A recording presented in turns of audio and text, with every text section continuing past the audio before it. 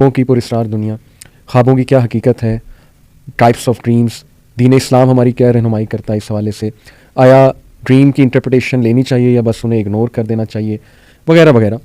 تو سب سے پہلا سوال میں آپ سے یہ پوچھنا چاہوں گا کہ دین اسلام میں ہمیں کیا رہنمائی ملتی ہے ود ریگارڈس ٹو ڈریمز، کہ ان کی حقیقت کیا ہے؟ بسم اللہ الرحمن الرحیم. دیکھیں، جب ہم عرف عام میں دیکھتے ہیں خواب ہے کیا، تو یہ حقیقت کے خلاف کوئی چیز نظر آتی ہے. جی، ایک خواب ہوتا ہے، ایک حقیقت ہوتی ہے. صحیح. اور لوگ اپنے خوابوں کو حقیقت بنانے میں زندگیاں صرف کر دیتے ہیں. صحیح. تو یہ دو ایک ہمیں ایکسٹریمز ملتی ہیں. ایک خواب ہوتا ہے، ایک حقیقت ہوتی ہے، گویا اس کے ساتھ کوئی تعلق نہیں. اس سے لگتا یہ ہے کہ ایک جسمانی حص ہے اور ایک روحانی حص ہے. تو یہ کوئی ایسی حص ہے انسان کی، ایک ایسی فیلنگز ہیں جو انسان جسمانی طور پر تو محسوس نہیں کرتا. صحیح. لیکن جب جسم سویا ہوا ہوتا ہے، جی، اس وقت انسان کی روح کچھ محسوس کر رہی ہوتی ہے، اس کو ہم خواب کہتے ہیں. اور نبی اکرم صلی اللہ علیہ وسلم نے بھی خوابوں کا بڑا تذکرہ فرمایا. حدیث کے اندر بڑا جا بجا ذکر ملتا ہے.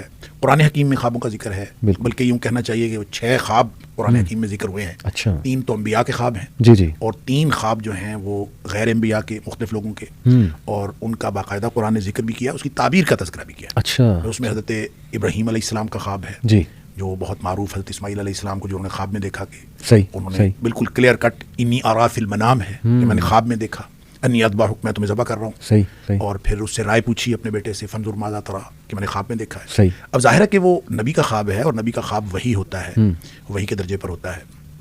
لہٰذا بیٹے نے بھی اس میں کوئی تردد نہیں کیا. انہوں نے کہا ٹھیک ہے ابا جی، آپ کو جو اللہ تعالیٰ کی طرف سے حکم ہوا ہے.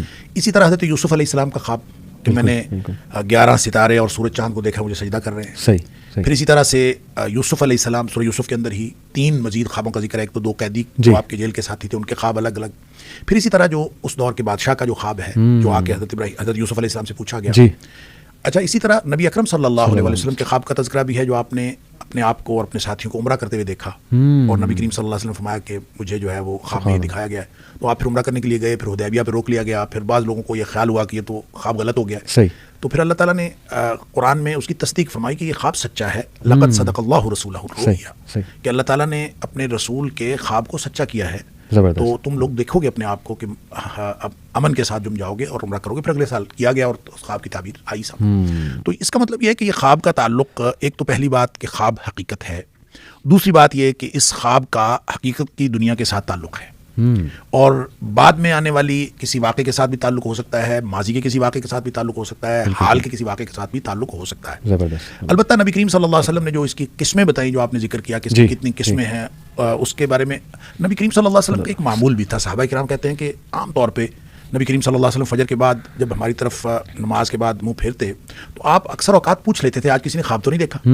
تو اس کا مطلب ہے خواب کی کوئی اہمیت ہے زندگی میں. صحیح. تو اسی لیے آپ پوچھا کرتے تھے. پھر نبی کریم صلی اللہ علیہ وسلم یہ بھی فرمایا کہ برا خواب ہو تو آپ کسی کو نہ سنائیں، اور اگر اچھا خواب ہو تو آپ سنائیں کسی کو. اور پھر اچھا خواب بھی جس کو سنانا ہے اس میں بھی آپ نے فرمایا یا تو کسی عالم کو یا کسی ناسخ کو، کوئی خیر خواہ آدمی ہو اس کو سناؤ، یا کوئی ایسا عقل مند آدمی ہو اس کو سناؤ، یا کوئی آپ کا پیارا ہو جو آپ کے ساتھ خیر خواہی رکھتا ہو. اس میں لگتا یہ ہے کہ یہ تعبیر کے حوالے سے خواب بڑا سینسٹیو ہوتا ہے، کہ نبی کریم صلی اللہ علیہ وسلم نے جب ہر ایک کو ہر تعبیر کا حق بھی نہیں دیا. اور مجھے ویسے بھی یوں لگتا ہے کہ تعبیر جو ہے، جیسے اللہ تعالیٰ نے قرآن میں فرمایا کہ حضرت یوسف علیہ السلام کو اللہ تعالیٰ نے تعبیر کا ملکہ دیا تھا اور سکھایا تھا. اس کا مطلب ہے یہ کسبی علم نہیں ہے، یہ وحبی ہے، تو اللہ کی طرف سے ملتا ہے. لہٰذا خواب کی تعبیر کا ملکہ ہر کسی کے پاس نہیں ہوتا.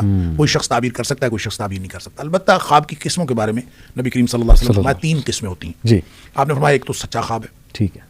ایک حلم ہوتا ہے، حلم جو شیطان کی طرف سے ہوتا ہے، اور جس کو اس کے لیے ایک اصطلاح بھی قرآن میں آئی ہے، اضغاث و احلام، جس کو کہتے ہیں پریشان خیالی.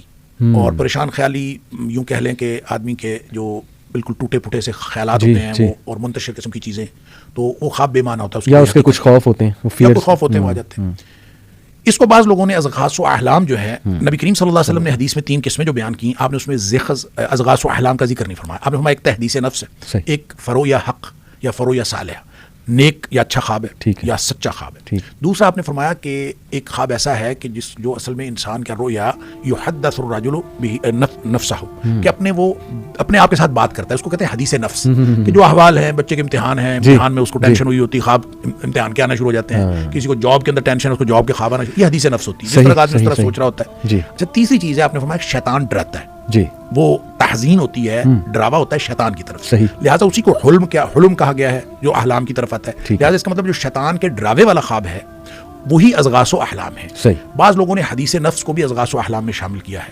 ایسی بات نہیں ہے, لگتا یوں ہی ہے کہ جو نبی کریم صلی اللہ علیہ وسلم 3 کیٹیگریز بتائیں, سچا خواب, جی, اور دوسرا جو حدیث نفس جو احوال کے مطابق آ جاتا ہے, اور تیسرا جو ہے وہ اضغاث و احلام یا پھر شیطان کی طرف سے ڈراوا. یہ ایک دوسرے سے ملتی جلتی چیزیں ہیں, کیونکہ جو ہم منتشر قسم کی چیزیں دیکھتے ہیں, ایک شخص نے خواب میں دیکھا کہ میں اپنا سر اتار کے اس کے ساتھ فٹ بال کھیل رہا ہوں, ٹوٹے مارتا ہوا میں جا رہا ہوں, تو اس نے آ کے نبی کریم صلی اللہ علیہ وسلم کو خواب میں آپ نے فرمایا شیطان کی طرف سے ڈراوا ہے, اس کو نہیں سناتے کسی. ٹھیک ہے. تو اس کا مطلب ہے اس طرح کی جتنی بھی چیزیں ہیں, بھینس پیچھے لگ گئی ہے, کوئی جانور پیچھے لگ گیا ہے, میں ایک دم گر گیا ہوں, فلاں جگہ سے ٹکرا گیا ہوں, ایسا ہو گیا ہے, ایک دم انسان کہیں کا کہیں آسمان پہ پہنچا, زمین پہ پہنچا, یہ منتشر خیالی ہوتی ہے, ڈراوا بھی ہوتا ہے شیطان کی طرف سے, وہی اضغاث و احلام ہے. اور عام طور پہ جس معبر کو پتہ نہ ہو کیا ہے, وہ ہو سکتا ہے کہ رویا صالحہ کو اضغاث و احلام کہہ دے, جیسا کہ جو فرعون مصر تھا, جی, اس نے جو بھی اس نے خواب دیکھا تھا, اس یعنی حضرت یوسف علیہ السلام کے, جی جی جی, تو اس نے جو خواب دیکھا تھا تو اس کے درباریوں نے اس کو یہی بتایا تھا کہ یہ پریشان خیالی ہے, اس خواب کی کوئی حقیقت نہیں. ہاں جی. حالانکہ اس خواب کی حقیقت تھی, اور اس خواب کے سچا ہونے کے لیے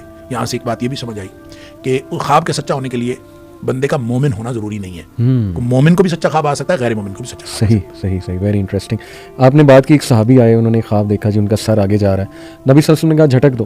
تو اس سے تو یہ پتہ لگتا ہے کہ ہر برا خواب جھٹک دینا چاہیے, یا اس میں کچھ وارننگ ہو سکتی ہے. جیسے کئی آپ کو پتہ ہے راکی کہتے ہیں کہ اگر آپ پہ کوئی کالا علم ہوا ہوا ہے یا شیطان حاوی ہے تو سائنز ہوتے ہیں ڈریم میں کچھ, جیسے کہ آپ اونچائی سے اپنے آپ کو گرتے دیکھو, یا کوئی موذی جانور, چھپکلی, سانپ, شیر وغیرہ دیکھو, تو انہیں بھی ٹوٹلی شیخ اگنور کر دینا چاہیے, یا کچھ ہمیں تھوڑا سا ایکٹیو ہو جانا چاہیے, تھوڑا سا ان سے سائن لے کے کچھ کرنا چاہیے؟ دیکھیں اس کے بارے میں بھی جو رہنمائی ہمیں نبی کریم صلی اللہ علیہ وسلم سے ملتی ہے وہ تو یہی ہے. ایک میں آپ نے فرمایا کہ اس کو چاہیے کہ وہ تعوذ پڑھے, ٹھیک, اس خواب کے شر سے پناہ مانگے. بالکل ٹھیک. گویا اس طرح کی کوئی دعا پڑھے, اللہم انی اعوذ بک من شر ہذہ الرؤیا, اللہ اس خواب کی برائی سے مجھے بچا لے. جب بھی اس کو خواب کا خیال آئے, اس کو یاد آئے, تو اس کو چاہیے کہ اس سے پناہ مانگے. دوسرا آپ نے یہ بھی فرمایا کہ فلیصلی, تو اس کو چاہیے کہ نماز پڑھے. کہ برا خواب دیکھا ہے, شیطان کی طرف سے ڈراوا ہے, آدمی کو خوف محسوس ہوتا ہے, تو نماز پڑھے. پھر آپ نے یہ بھی فرمایا کہ اعوذ باللہ من الشیطان الرجیم, سادہ یعنی جاگ, آنکھ کھلی ہے, جاگ آ گئی ہے, آپ برا خواب دیکھا ہے, ڈر گئے ہیں, اعوذ باللہ من الشیطان الرجیم پڑھیں, بائیں طرف دھتکاریں دل کی طرف اور کروٹ بدل کے سو جائیں. تو یہ وہ میئرز ہیں جو آپ نے لینے ہیں, لیکن اس کو بیان نہیں کرنا, کسی کے ساتھ نہیں بات کرنی. البتہ رہے گی بات یہ کہ وہ کوئی اشارہ ہو, جادو کا کوئی سائن ہو, یا کسی اس طرح کی کوئی چیز, تو یہ ایک بالکل الگ بات ہے. اس کا تعلق اس سائن کی وجہ سے آپ کی پروٹیکشن کے ساتھ نہیں ہے. اچھا, سائن ایک ہو سکتا ہے کہ آپ کو کوئی وارننگ دی گئی ہو اور کسی طرح سے ایسا ہو, لیکن پروٹیکشن کی ادروائز بھی ضرورت ہے انسان کو. اس کو پروٹیکشن ویسے ہی لیتے رہنا چاہیے, اور جو صبح و شام کے اذکار ہیں یہ پروٹیکشن ہے, موقع وقت دعائیں ہیں یہ, اور جو ویسے آپ رقیہ وغیرہ کرتے رہتے ہیں, یہ سارا یہ اپنے آپ کو اللہ کی پروٹیکشن میں دیتے رہنا چاہیے. آپ کو سائن نظر آئے چاہے نہ نظر آئے, لہٰذا اس کو آپ سائن سمجھیں گے تو بھی وہی حکم دیا گیا ہے کہ نماز پڑھیں اور تعوذ کریں, اور اپنے آپ کو اللہ تعالیٰ کو ایسے استعاذے جو ہیں جو اللہ تعالیٰ کی پناہ میں دینے کی, وہ اس طرح کی دعائیں پڑھیں, تو آپ اپنے آپ کو اللہ کی پناہ میں دے دیں. زبردست.